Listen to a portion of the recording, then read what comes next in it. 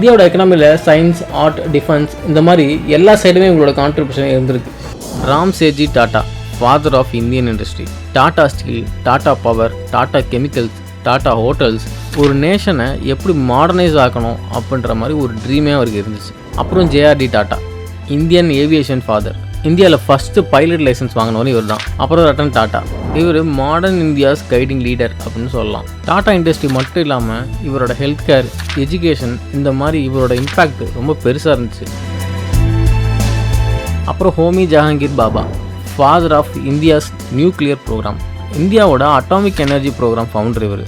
இந்தியாவோட நியூக்ளியர் சயின்ஸ்க்கு இவர் ரொம்ப இம்பார்ட்டன்ஸ் கொடுத்தவர். அப்புறம் டாக்டர் ஹோமி சேனா, 1974 இந்தியாவோட ஃபஸ்ட்டு நியூக்ளியர் டெஸ்ட் ஸ்மைலிங் புத்தாவோட சீஃப் ஆர்கிடெக்டாக இருந்தாங்க அவங்க. பாபா அட்டாமிக் ரிசர்ச்சோட சேர்மனாக இருந்திருக்காங்க. அதுக்கப்புறம் டாக்டர் ஜால் ஆர் வக்கீல், இந்தியாவோட டாப் கார்டியாலஜிஸ்ட்னு சொல்லலாம். ஹார்ட் மெடிசன் அப்புறம் கார்டியாலஜிஸ்ட் டெவலப்மெண்ட்டில் இவரோட கான்ட்ரிபியூஷன் பெருசாக இருந்திருக்கு. ஃபீல்டு மார்ஷல் சாம் மானெக்ஷா, இந்தியாவோட ஃபஸ்ட்டு ஃபீல்டு மார்ஷல். 1971 இந்தோ பாகிஸ்தான் வார் வெற்றிக்கு பின்னாடி இவரோட மாஸ்டர் மைண்ட் பெருசாக இருந்திருக்கு. அப்புறம் பாலிவுட் இண்டஸ்ட்ரியில் Persis Khambatta, international model and actress, first Indian to win Miss India title.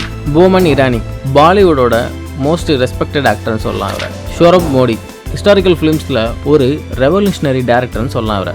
பிக்காஜி gamma, Indian ஃப்ளாகை 1907 ஜெர்மனியில் ஃபஸ்ட் டைம் ஓப்பன் பண்ணவங்க இவங்க தான்.